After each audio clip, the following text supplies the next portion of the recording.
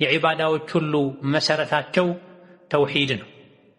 ያለ ተውሂድ አላህን ተባረከ ወተዓላ ብቸኛ አምላክ መሆኑን ሳያውቁ ሳይረዱ ይህን ሳይቀበሉ ዒባዳ ቢያደርጉ ዋጋ አይኖረው።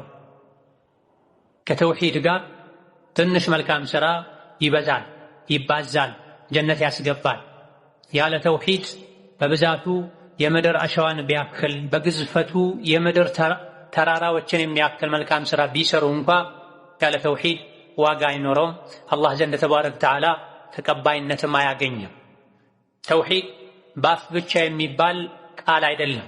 ላኢላሃ ኢለላህ ያለ ሁሉ ተውሂድ አለው ማለት አይደለም። ተውሂድ እውቀት ያስፈልገዋል፣ ግንዛቤ ያስፈልገዋል፣ ጥንቃቄ ያስፈልገዋል። ሶላት ለመስገድ የተደረገ ውዱእ ጥንቃቄ ከሚያስፈልገው በላይ ተውሂድ ጥንቃቄ ያስፈልገዋል፣ ጥበቃ ያስፈልገዋል። አንዴ ብቻ ላኢላሃ ኢለላህ ስላሉ ወይም ደግሞ በአካል ሶላትን በመስገድ ጎንበስ ቀና ስላሉ ብቻ ከሽርክ ጠርቶ የተውሂድ ባለቤት ይኮናል ማለት አይደለም።